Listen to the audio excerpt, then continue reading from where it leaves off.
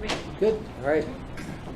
Good afternoon, everyone. I'd like to call this regular meeting of the Public Utilities Commission to order for Monday, September 17th, 2018. Please rise, join me in the pledge. I pledge allegiance to the flag of the United States of America and to the republic for which it stands, one nation, under God, indivisible, with liberty and justice for all. Any public input? No, we do have any. Correspondence, nothing late breaking, all right. We have a couple of minutes to approve. I'll entertain a motion to accept the minutes of the regular meeting of August 20th, 2018. So moved. Second. All right, any discussion, changes, corrections? Hearing none, those in favor? Aye. That carries. And next, I'll entertain a motion to approve the minutes of the special meeting of September 10th, 2018. Second. All right, you moved and he seconded. Just get it out of order. All right. Okay, any corrections, comments? Hearing none, those in favor? Aye. Abstain. Okay, one abstention. And that motion carries. Financial report, Bob? Okay, I handed out the report a few minutes ago. You can see from July to this month, August. We had a deficit in water of 53,000. That is a surplus of 277. Revenues came in during the course of the month. The same thing in the sewer department. We went from minus 4,500 to $682,000 in surplus. One item in the water budget, you'll see contracted services, $93,314. The biggest portion of that number is True Blue Environmental for Briarcliff Water Booster. That was $84,000, and the rest is the other big one is Hydrotech for $41.71. The rest are all small items. And there's nothing really, other than the benefits and the salaries, it was pretty much straightforward. And then if you go to page 6, which shows the summary of the sewer department, pretty much the same situation with salaries and benefits. We had debt service that was paid down, $222,000, some small maintenance, and it wound up with a surplus. So after the sewer adjustment of $682,387. Okay. Great. So things look good. Tracking. This month, yes. Yeah. It's a collection month, so. Bob, some of that contracted services on water, that's going to be amortized, isn't it? Yeah, the True Blue, yeah, definitely. Yeah, that would come out of there. That's going to be capitalized. At the end of the year. But that Fiscal. along with all the others that we're going to do. Okay. All right. Any other questions? Okay, moving on to invoices. Let's see. I will put a motion on the floor to approve Public Utilities Commission invoices dated September 17, 2018, in the amount of $174,835.19. I'll give you a couple minutes to look that over. Second that. All right.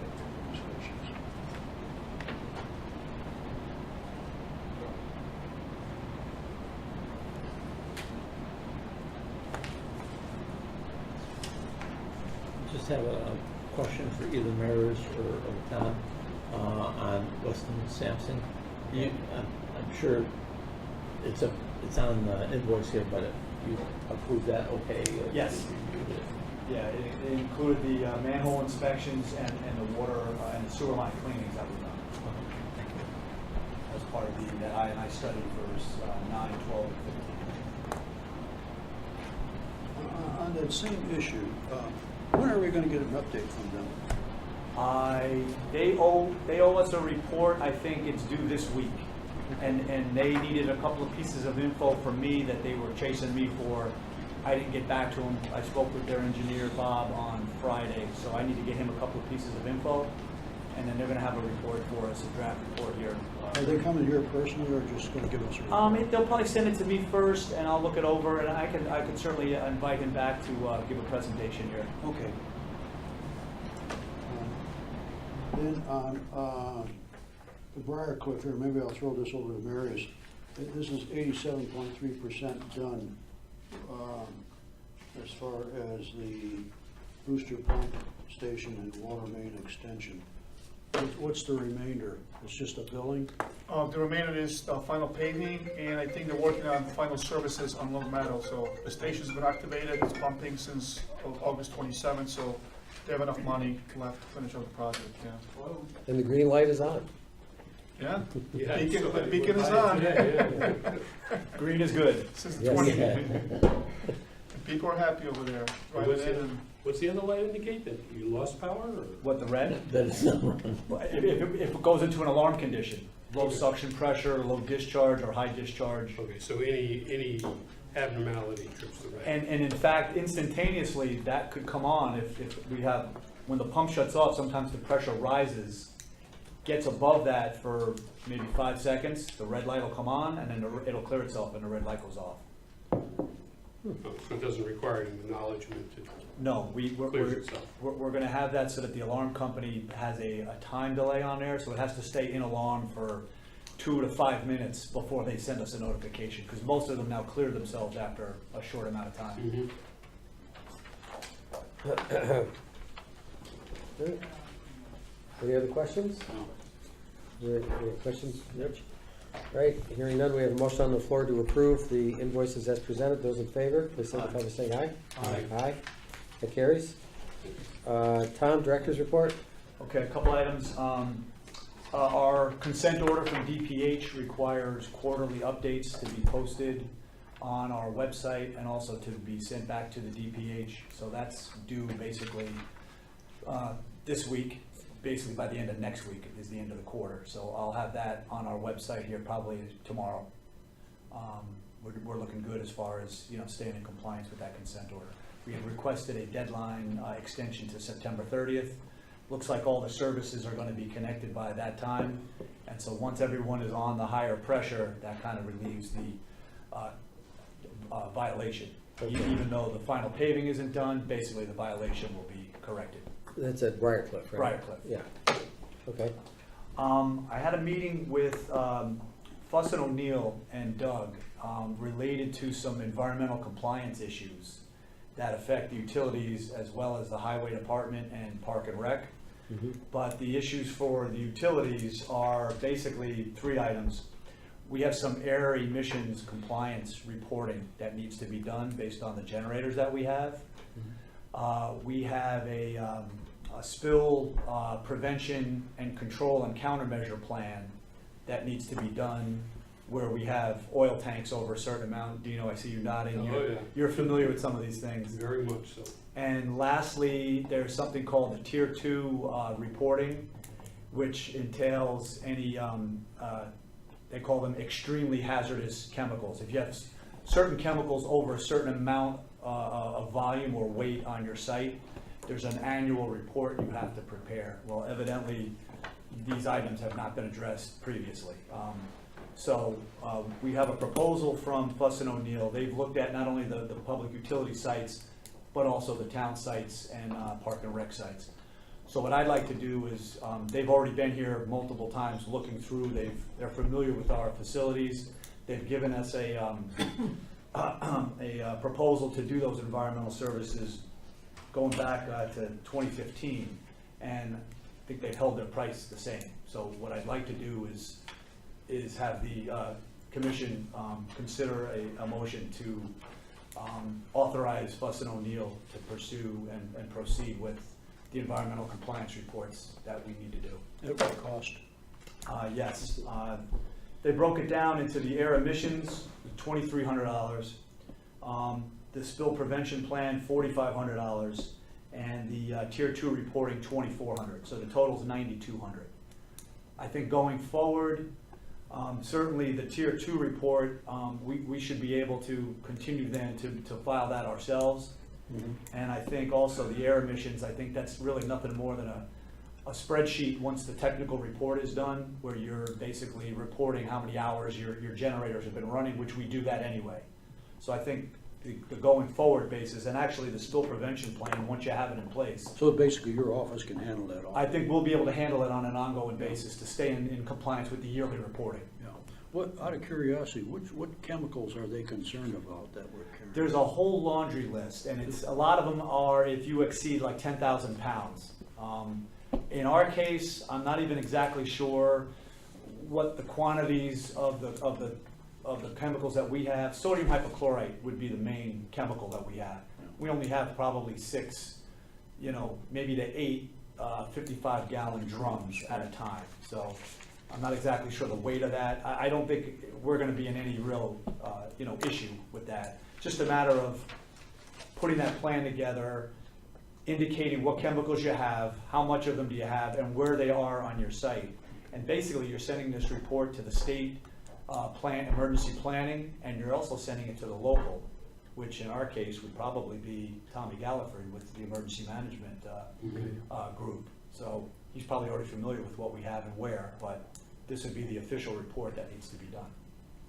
And this was supposed to be done a while ago? Well, these tier 2 reports with the chemicals, it's a yearly report. So you should be reporting what you have every year. But we hadn't been? I don't know that we have. I've not seen any. Okay. According to Fuss and O'Neill, that we had it. So I didn't look back at any past records to see what we've done or haven't done. It'd be a public record, so the state would have it if it was submitted. I'm sorry, what's that? The state would have it if it was submitted.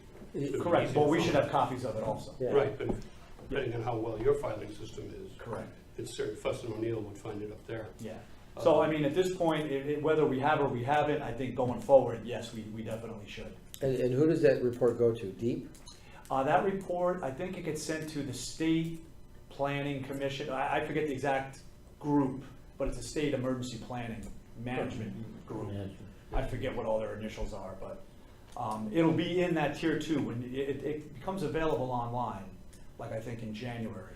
The curious thing about this is that the state, various state offices are usually pretty quick to notify me if we haven't submitted, even sometimes when we have. Right. So this is the first I've ever heard of this. Okay. I've not gotten any notices on that, Okay. so for what it's worth. For what it's worth. Anyway, I don't think, we may have slipped through the cracks perhaps, but Yeah. I think at this point, I don't think it's gonna be a difficult report to prepare Yeah. and basically make sure that we're in compliance. So if we approve the Fuss and O'Neill thing, that just gets us up to speed, and then you can take over from there. Yeah, I think so. I mean, if I need to lean on them for any information or whatnot, but like I said, with that tier 2 report, it's available online. You download it onto your computer. I think it's due March 1st every year. And you basically then just fill in the blanks. Okay. So if you have like the previous years, it makes it quite simple to go forward with Yeah. the next one. You're developing a calendar of informed dates like this, aren't you? Is it, sometimes these, like Matt was saying, Yeah. what? Did we do this before or not? You know? Right. There's, Yeah, Some trigger mechanisms to say, hey, Yeah. 1 month in advance. Exactly. Yeah, Yeah, absolutely having using an overall management, Outlook. calendar Yeah. is gonna be a good idea. Yeah, for sure. At my other facility, we had this, basically like a whiteboard with all the requirements and put the dates when they were supposed to be filed. And, Yeah. the checklist to make sure you got them done on time. Yeah, I mean, Ed is real good in terms of what our DPH, sampling requirements are. So there's certain tests that have to be done yearly. There's certain that have to be done quarterly, monthly. So, we keep up with all of that. Yeah. Just a couple of things you want to keep in mind is if someone offers you a new treatment chemical or anything, check the list first because you'll definitely want to order less than what the limit is. Right. And make it clear that that's the number. Right. Secondly, on the air, if you do any generator testing, I think Bethel is probably in the what do they call it, Non-containment, area, Yeah. which means on high ozone days and that sort of thing, you cannot test Okay. your generators. Those are the kind of things that the state will hang you out to dry pretty quick Okay. when you get the reports. All right. And I would hope that this report that they're gonna do for us, the technical, memorandum will kind of outline all of that. But I'll start looking into that. I haven't been big on in my career in terms of some of the air emissions requirements. Mhm. But obviously, if there's something we need to be filing, then we need to start doing it. Okay. Well, I'll put a motion on the floor that we authorize up to $9,200 to the department. This would be charged to water, correct? Is it It'd be water and sewer. Water, okay. Yeah. All right, we'll split it then, but for the purpose of environmental compliance reporting by Fuss and O'Neill. Second. Okay? Any other discussion? Hearing none, those in favor? Aye. That carries? Okay? What else? I've got an item I brought up last time regarding a emergency power generator for Briarcliff. We had a quote to provide a trailer mounted unit, including the trailer. The way it was designed and set up, the transfer switch is a manual transfer switch and with a plug available to us, so that we would bring a portable unit in, basically transfer over the switch from Eversource power to emergency power, and then plug in the unit. We had a quote of $18,666 for that unit, and I was asked to look into getting a quote on a permanently installed unit at that site. I asked Marius to go ahead and talk with the contractor, and they got back to him with a permanent cost for a unit of $44,695. I would be inclined to stick with the portable unit based on that. I don't think it's gonna run a tremendous amount. Yeah, there would be a delay with getting the power up and running for us to show up with the unit, but my recommendation would be to go with the portable unit as it was designed. So this would be for use if there's like a widespread outage, Like a right? power outage, yeah, if that circuit went down. Where on the circuit is that location? Is that like how vulnerable is that spot? Is that a side tap or is that a main circuit? I don't think there's three phases coming down to it. I think there's two phases coming north. And I think there's only just the one phase going back. So our feed is coming from, I guess that would be what, Nashville Road? Or 53 rather, sorry. Yeah. And I think there's two phases coming up to it. So, you know, on their main circuits, I think they got three phases typically. The other thing is, with a power outage, we'd lose power to the pumps. We would still be able to provide water service and water pressure, albeit at the service pressure that we had prior to putting the pump station in. So that the neighborhood wouldn't be without water, the upper end of it would be at low pressure again, like they were for all these years. Right. That's another reason why I think I would lean towards going with the portable unit. Is it, I'm gonna reveal my ignorance of utilities. Is it necessary to own one, or is it something that we can rent? If you knew if there's a hurricane coming up the coast, or Yep. if you've got one. The hard thing is If you can get one, getting your yeah. hands on one, and also probably getting one at that size, outfitted with the plug that we need to plug it in. Oh, okay. So, when that emergency hurricane is coming, everyone and his brother is calling for a unit. The permanent one, $44,600. That's installed and wired. I believe so, yeah. What size generator are we looking at? 15 kW. 15? It's Yeah, small. 1.5, yeah, it's small, yeah. 1.5, yeah. It's a 100 amp service on for the pump system there. Boy, that's a small generator, really. Yeah, what are the pumps, 5 horsepower, are that? It's 1.5. All those two pumps are 1.5 But, horsepower? mine They're is tiny. like either 14 or 16. I didn't pay anything near that. Yeah, it seems like a steep amount of money. Does the town have portable generators now? No. Really? No, all of our sites have generators on them. But townwide, not just utilities? I don't think there's any, a little 2,000 watt thing that they use when they go on a job, that's about it. Yeah. Yeah, we don't have anything like that. One of the questions before was it reimbursable? The portable one will be a 2% loan only. 2% off the It, loan, it wouldn't be eligible for the grant Grant, portion right. of the project.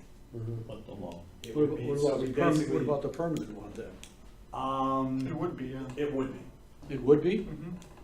And what's- 25, I think it's 20 or 25%. 20 to 25%, so 11K, 11,000. $11,000. That would get it down to 33, I guess, or 35, you know, 4, give or take. Are we under were we under the bid price for that project by much? Well, we had one change order because we needed to move the pole, so it was like 11,000, there was a valve. So I think we're gonna be within the contingency, within the 5% contingency after the project is gonna be done. But this wouldn't fall in under that. This would fall probably under the, I can take a look at what the contingency was as part of the project, it's 5%, so I can take a look at what it was. It's like maybe 60-something thousand contingency, so it might be still within that, I have to Yeah. look. At 800, 5% would be about 40,000. Yeah. It's a little more than 45,000, say.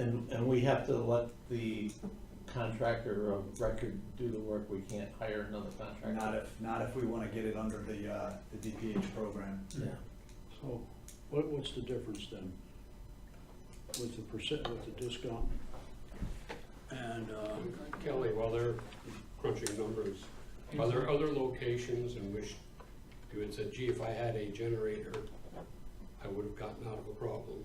Any of No, the all sewer the- pumping all- stations? Every the one of other- our locations has a generator. So, yeah, years ago, from what I understand, they had a portable one that they used to tow around, but, since I've been here, they've all had units, separate units. it's disappeared. Do I? Is it still around? I think it was an old Army surplus generator. Yeah. from what I Oh, that understand. was It was over probably, here. that was probably the one that was out back Here, here, here. yeah. So we'll be 35,200 after the 20% grant, so Okay, 35,200. 200 after the 20% grant, so it's still double pretty much with the portable. 18. If we were to bring somebody else in after the project was completed, rough guess, would it be more expensive than the 44 or would it be less? I don't know, it's hard to say. I don't know, 17. It'll probably be more because they have to understand what was done to the project, different electrician. Pay for it. It's in one. Yeah. My question, where are you gonna store it? Who's gonna do it? Yeah, and then when, in the middle of the night, you Yeah. know, it's. Yeah, somebody's gotta go hook it up in the Yeah. trailer. If you had other needs besides just that one location, Yeah. then I'd argue a portable one. But all the other facilities have a generator Right. there. Exactly. The only other thing with a permanent unit, I mean, I'm not sure if we would need, I mean, it would be installed on town right of way. So if you're familiar with the site, if you know where the pump station is on the corner, Yeah. they had to set a pole, you know, further, which way am I going there? Further south? No, further north, I guess. No, that's not. That's towards. Okay, sorry, further south. So that unit would have to be installed kind of south of that pole, because there's rock and there's other things in the way. I don't know if we There's need to, wetlands and things like that. I don't know if we need to get P and Z approval on siting that, like right off the curb line somewhere. I don't know if it would entail any other, Permitting. yeah, permitting or approval process. But there was that wall there, okay, and it was an embankment, it was up there.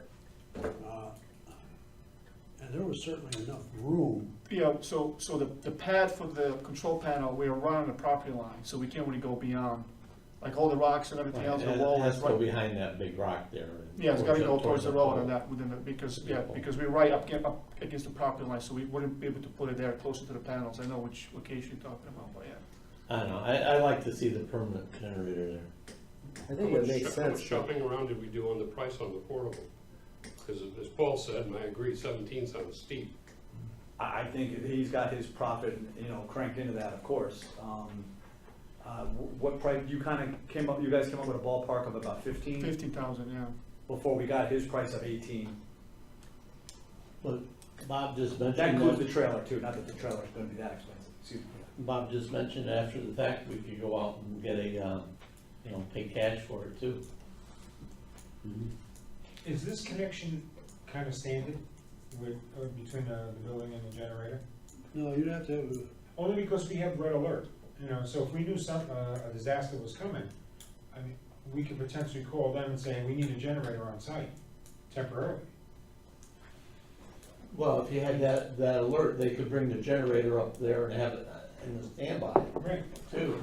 Have it just plug And in if it's an and all they have to interface do that is can get hooked throw up the to the switch. building. If they have a unit available for us and they're on call for us, and they can basically tell us, yeah, we'll get you a unit whenever you call for one, that's something to consider.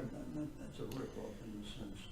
So if we were gonna put a permanent one in, did you say it had to go close to the road?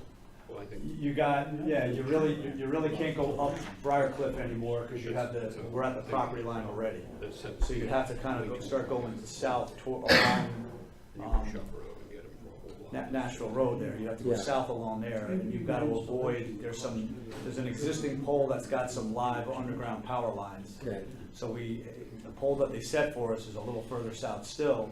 We have those conduits that are in the way, so they'd have to probably put it over where that pole is, Well, there maybe you push the plug in, you turn it. 30 feet away from where the control panel There's is. wetlands too, there's wetlands nearby too, so we have to stay outside the wetland area. We'd have to do some more, there's gonna probably be some additional engineering involved and probably some I assume you would need P&Z possibly, or. Yeah, probably. But I just wonder, is it, I didn't look at the site that carefully. Is it, would it have to be close enough to the road where somebody's sliding around in the winter? It's back behind the pole. That's Briarcliff. This is Briar, this is up the hill. Yeah. Here's the two wellheads. This is the control panel. This is the main electrical panel. Yeah. This is the existing pole, this is the new pole, and there's that big rock right here.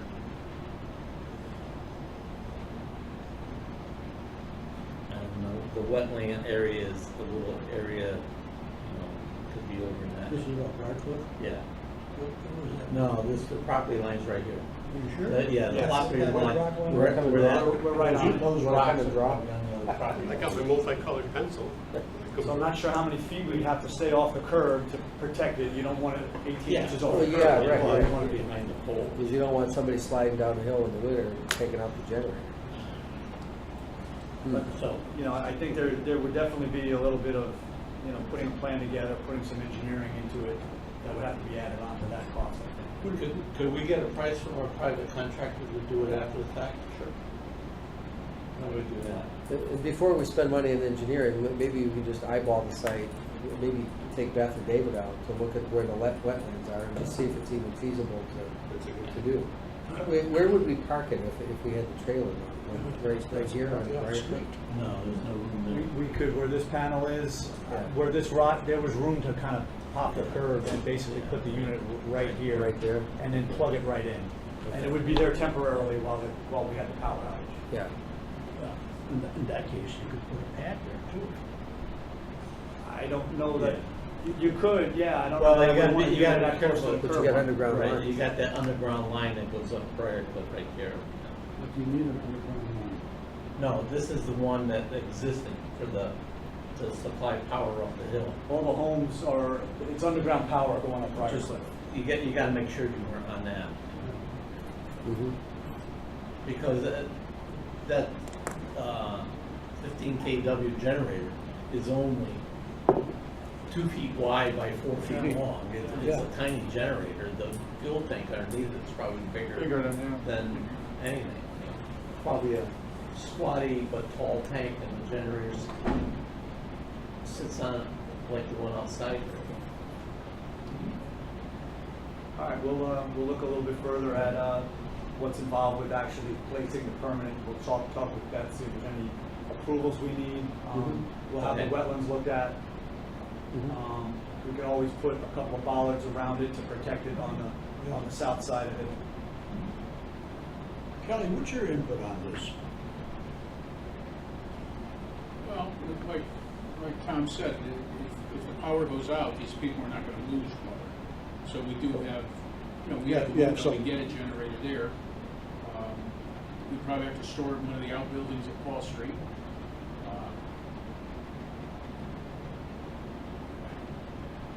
Well, I'm looking at system uniformity.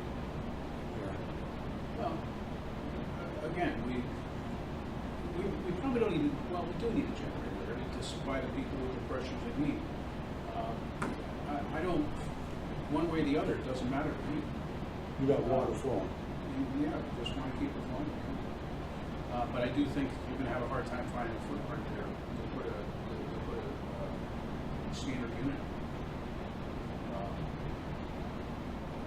You know, there's always a place to keep a generator, you know, if it's on a trailer or whatever, all their trucks have hitches on them. Training wise for one of the operators to basically be able to, Yeah, that's nothing. we'll give them a procedure they gotta follow in Yeah. terms of, you A, know, B, C, D. disconnecting Eversource power, you know, pushing it down to the bypass so that you're gonna, you know, basically go live with the generator, and then it's just a matter of plugging it in. All right, so you're gonna investigate the feasibility of a permit. Okay. Yeah. All right, Going to the outside contractor. Yes. yep.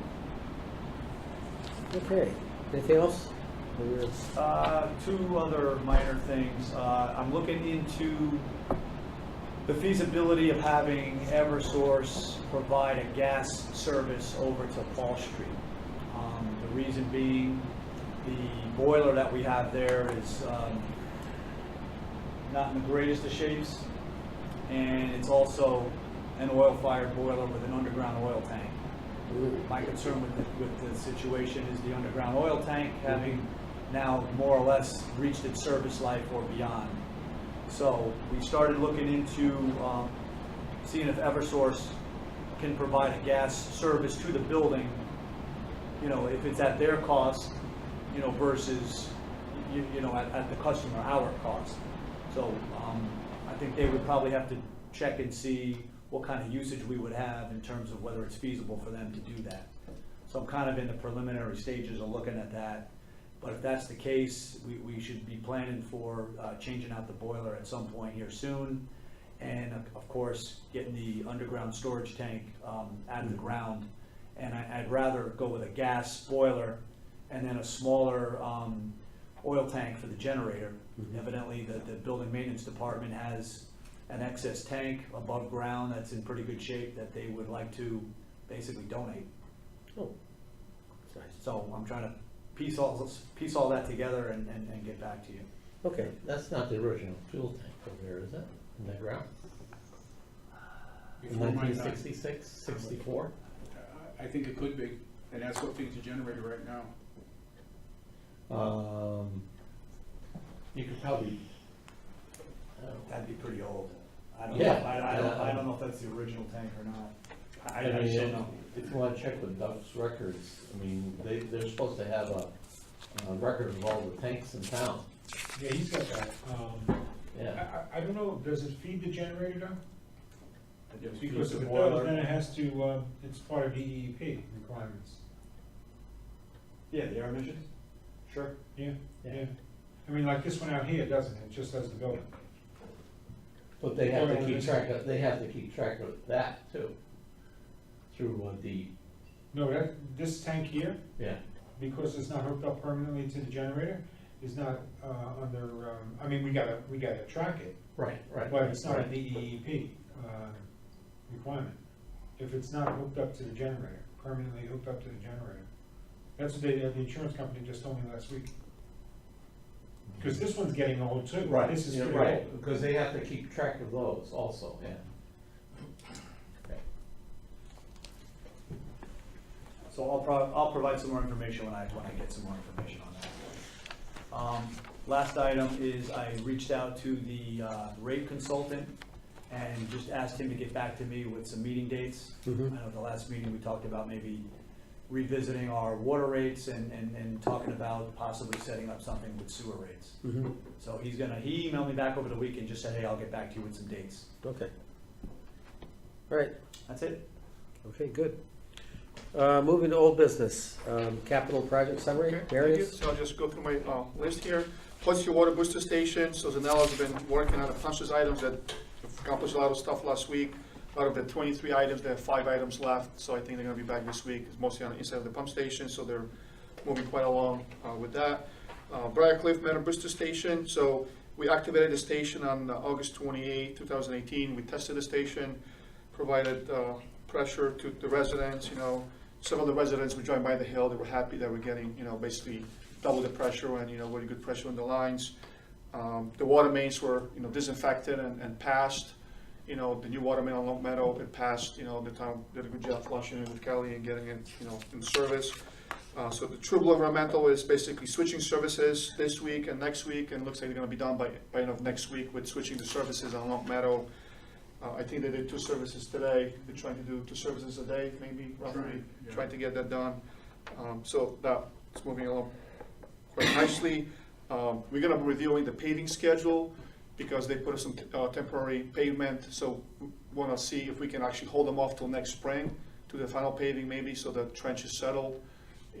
By the contract documents, they might be required to do within 3 months after the temporary paving is done, but we will look into it, because we wanna make sure that the trenches don't settle, over winter time, so we're gonna be talking to them about that. But that's the only thing left, what they have going on. Water main replacement, various water mains, I guess the notice of bid award was sent to Grassroots companies on Friday, and we requested for them to send us a signed contract, so Matt could sign, and we could basically issue a notice to proceed, have a pre-construction meeting. So we expect that within, the next 10 days to receive, because they have 15 days from the notice of award letter to submit the signed contract, so we're waiting on that. Additional groundwater supplies. So we received the permission from the DEP to conduct the pump test, so the drill is gonna be back on site next week on Monday to start the pump test. First, he's gonna do the step pump test, and then he's gonna do the 3-day, 72-hour pump test, and we'll be on site to coordinate and collect all the information. Maris, on the Burstman front, do we have to put another monitoring well in there? Originally, they were gonna put one in, but they didn't. They were. No, I think that's something that we talked about. Oh, the backup well? The backup No, well. no, when I was talking to the driller there, they had a 6-inch, they were gonna put a 6-inch monitoring well in the front area there.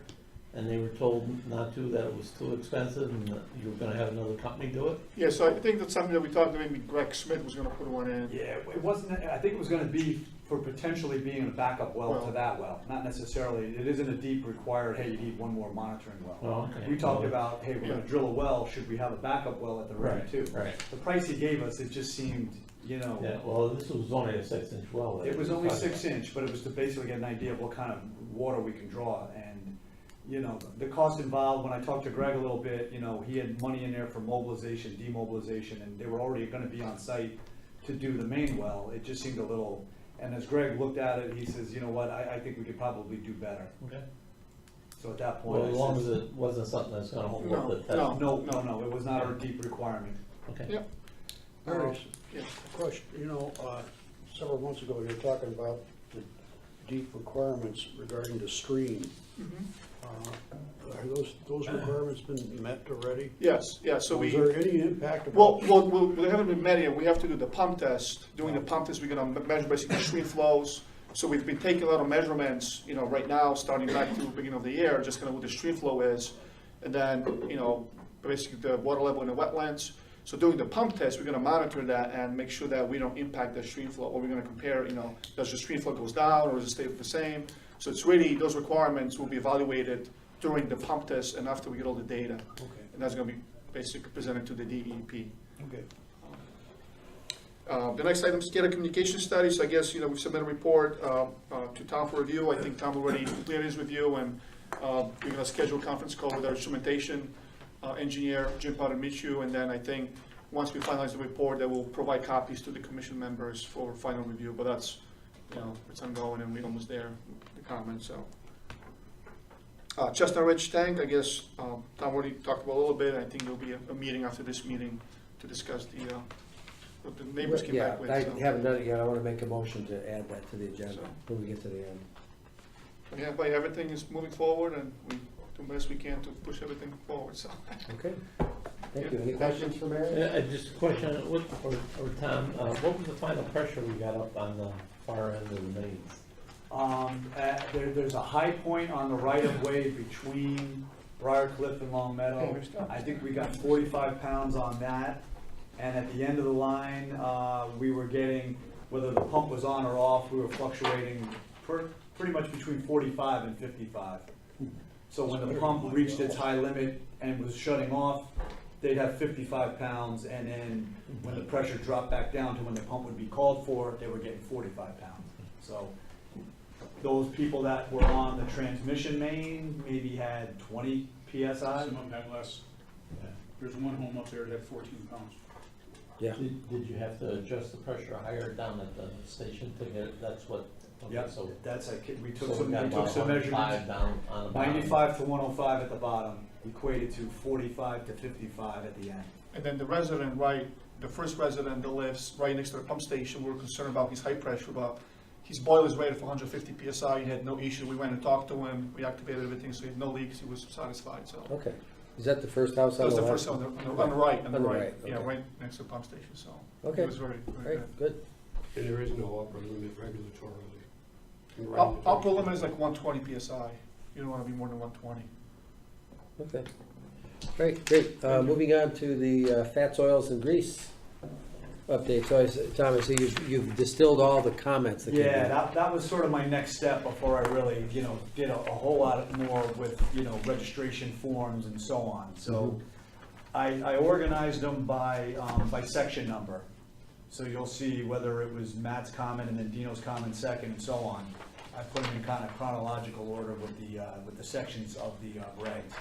I unfortunately didn't bring my copy of the regs, but what I did do was added the notes column on the far right. So that was basically my reply to the particular comment. So for instance, the first one, adding a definition of PUC. Since all the definitions were in alphabetical order, that became section 2.12. And it's a definition now for, Public Utilities Commission. Okay. So I think what Kathy sent out included this and included the revised version, which should have an August 20th date on the front page. Okay. There wasn't anything really too controversial. One of the items, if you jump down, 1, 2, 3, 4, 5, 6, the 7th item there, the reference to third-party certified. My comment on that was language right out of the general permit, but I dug a little bit more, and basically the main, I think, organization would be the Plumbing and Drainage Institute. They seem to be ones that do testing of these devices, and they provide certification. So there's several different organizations, and I listed some of them there. Okay.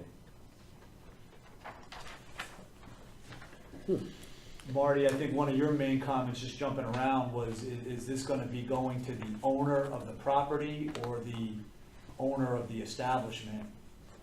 And it seems the way that the general permit is written, it's going to the establishment, but I think you kind of quoted the statutes that talk about fees need to get sent to the owner of the property, so.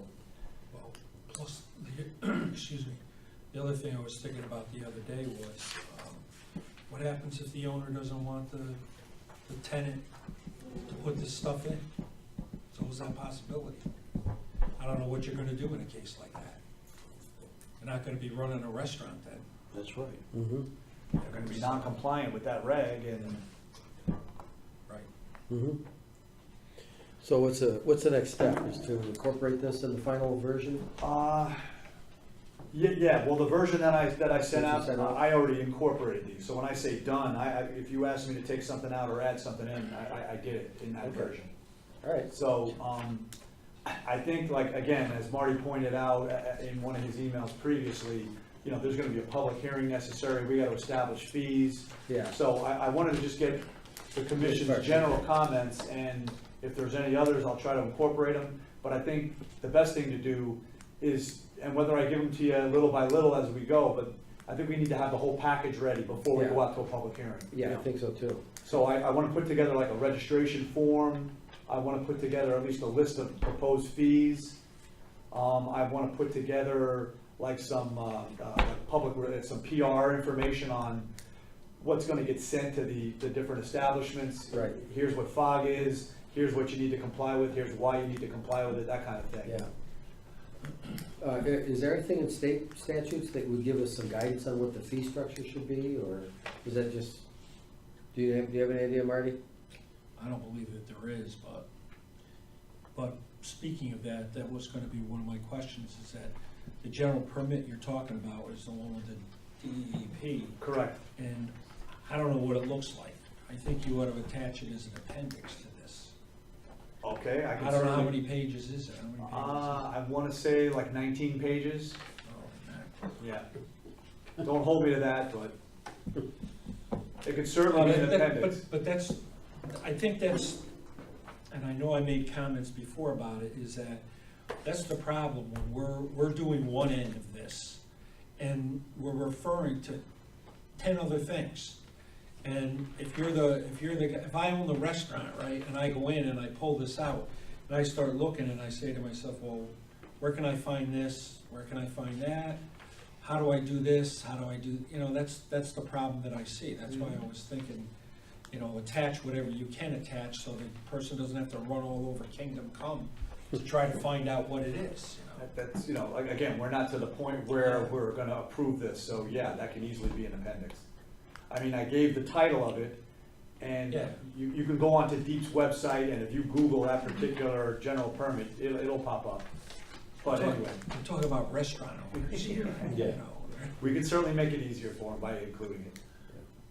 Yeah. Okay, all right, thank you. Okay. Supervisors report, Kelly, anything going on? Nothing really. The only thing I've got my 14 hydrants waiting to be installed. I've got them all marked out. We've got them at the shop, or at Paul Street. It's just having the contractor at the time to come out and do them. That's really about it. I noticed some concerns with Hoyt's Hill being mowed, and after tomorrow's rain, we'll be out there. Chris Godzilla, who does all of our mowing, has been using up some vacation time. His anniversary's next week, so.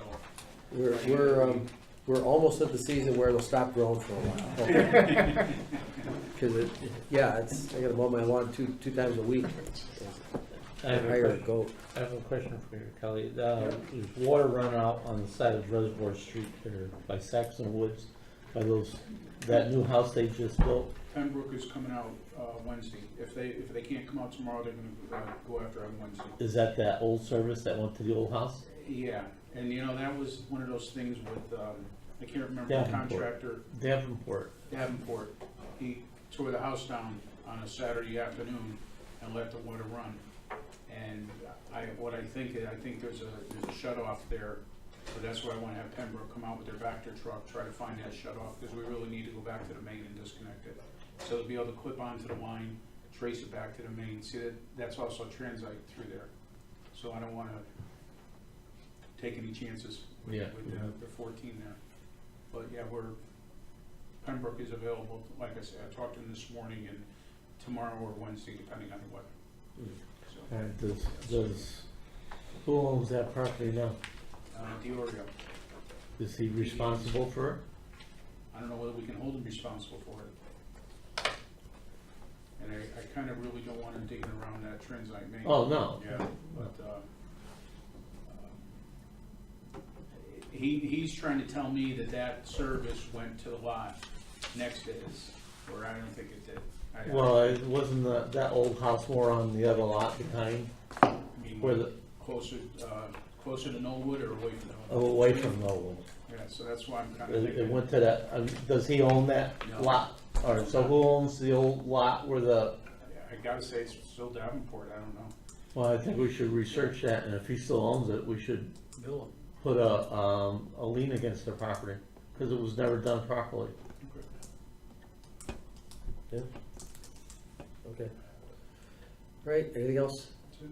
Okay, great. Before we adjourn, I'm gonna put a motion on the floor that we add a new item, which is just an update on acquisition of property for the water tank and executive session. So I'll put that motion on the floor that we add that item. Second. All right, those in favor? Aye. Aye. Okay, great. Good night. Take care. Have a good night, so I'll make a motion, I'll make a second motion that we go into executive, what's that? Just one quick. Sure. You wanna probably, Oh, yes. record just Sure. for- Sounds good. Thank you. So I'll make a motion that we go into executive session, invite in Tom, Kathy, and Marty. Is there a second? Second. Those in favor? Aye, okay. All right. Okay, so, wait a minute, before we start talking, shut off the recording, because we're in executive session now. Okay, we live? Okay, so we had a report on acquisition of property for the water tank project. No action needed tonight, so I'll entertain a motion to adjourn. So, Second. Those in favor? Aye. Aye, that carries. Thank you very much. Are you gonna go to the DTC meeting Yeah. today? Yeah. I have a